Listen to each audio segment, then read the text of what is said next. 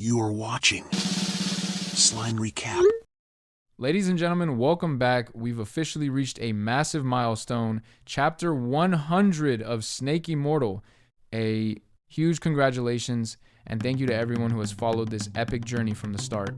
To celebrate, drop a 100 in the comments down below. Now, let's dive straight into the action. Xiao Chou could feel the intense pain radiating directly through his heart. Pushing through the agony, he grabbed his chest and channeled his true Q, rapidly summoning the thick, dense layers of earth armor around his entire body for protection. However, Yin calmly informed him that his defensive efforts were completely useless. She explained that her techniques bypassed the exterior entirely, striking directly from the inside out, making any external defense irrelevant. True to her word, she effortlessly shattered his heavy earth armor as if it were fragile glass. Xiao Chou processed the impossible nature of the strike, wondering if he was facing the legendary spatial ability that could simply ignore physical barriers. A short distance away, his painful screams caught Snaky's attention. Snaky immediately turned his focus toward his ally in worry. Even knowing that halting his progress might cause his current artifact refinement to fail, he decided he still needed to prioritize saving Xiao Chou first. Abandoning his position, Snaky instantly appeared directly behind Yin. But before he could launch a counterattack, he was violently pulled back underground by an overwhelming force. Snaky realized that something immensely heavy was holding him down, rendering him completely unable to move his limbs.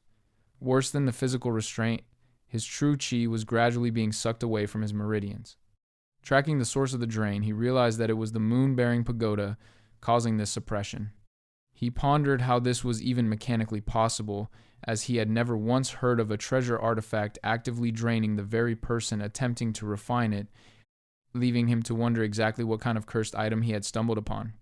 Meanwhile, Yin finally registered that her opponent's name was Xiao Chou.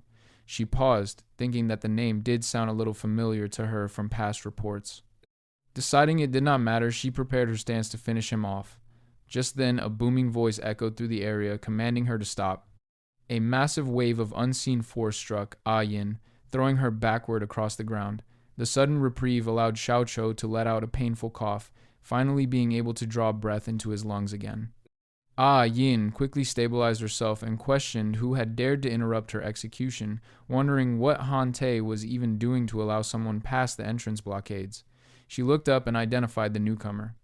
The one who had stopped her was Grand Elder Shi Longzi of the Mountain Moving Sect.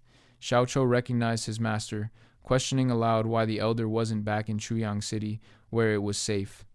But Elder Shi immediately shouted at him, harshly reminding him that he had been officially expelled by the sect and demanding to know what he was doing here on this battlefield. Xiao Chou stood his ground and explained his reasoning. He stated that he owed his master far more than he could ever possibly repay in one lifetime. He insisted that even if he had been officially expelled from the ranks, he could never disrespect his benefactor by abandoning him in a time of need.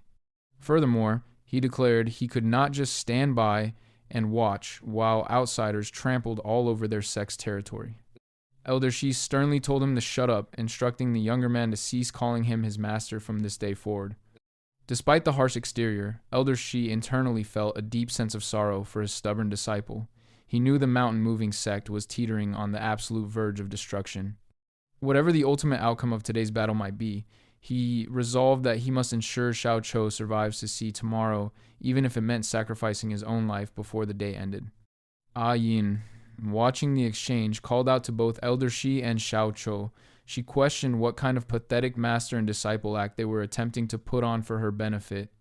Elder Shi immediately turned his full attention toward her, but he stated that before they could begin their fight, he needed to make sure the battlefield was thoroughly cleaned of distractions.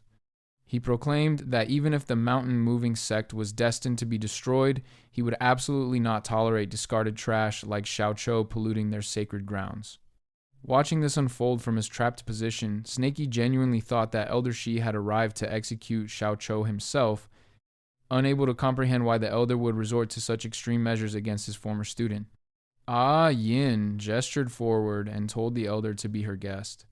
Elder Shi turned back to Xiao Chou, coldly ordering him to prepare to be erased. In one swift, fluid motion, he closed the distance, picked up Xiao Chou, and began using false core combustion. By burning his own foundation, he gained the surge of power needed to activate the mountain-embracing seal. A projection of a giant oppressive mountain materialized directly above Xiaoqiu.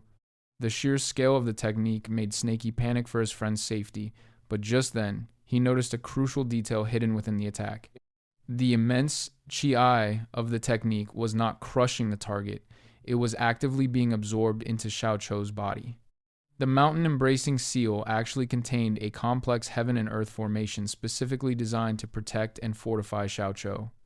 Elder Shi had deliberately used the harshest possible words to maintain the deception, yet underneath the aggression, he was actively shielding his student. Observing this contradiction, Snaky reflected on just how complex and deeply layered human emotions could truly be.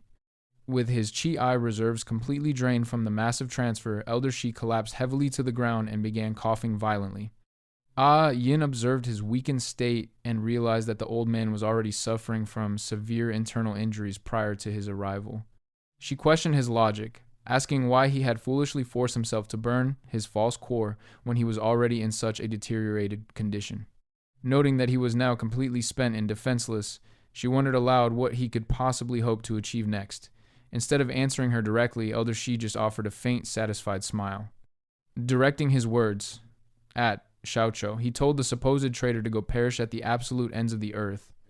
Using the last remnants of his physical strength, he grabbed Xiaoqiu and hurled him away, launching him straight through the cavern entrance, silently wishing for his disciple to live on in his place.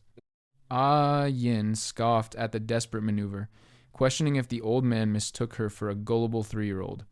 Activating her spatial technique once again, she manipulated the surrounding space, instantly grabbing hold of Xiaoqiu mid-air and dragging him right back to his original spot. She coldly stated that rather than being sent away to die at the ends of the earth, she was going to permanently bury him right here in the dirt. She operated by a strict personal rule. Anyone whose actual name she had learned during a mission could not be permitted to leave alive. With a swift motion, she pinned the battered Xiaoqiu to the ground, drawing her dagger and readying herself to deliver the final strike. Seeing that even Elder Shi had completely burnt out his own life force to go this far and was still unable to secure Xiaoqiu's escape, Snaky fought even harder against his subterranean restraints to go help him. However, the harder he struggled against the binding force, the faster his remaining chi was aggressively sucked away by the pagoda. Just as Yin raised her arm and was about to stab her dagger directly into Xiaoqiu's chest, a new voice echoed across the field, ordering her to stop immediately. Her arriving teammate stepped into view and strictly informed her not to execute Xiaoqiu just yet. He clarified that keeping the boy alive was a direct order straight from the Alliance leader. He instructed her to simply keep the situation under control and secure the perimeter, assuring her that they would deal with the prisoners properly once the leader personally arrived at the location.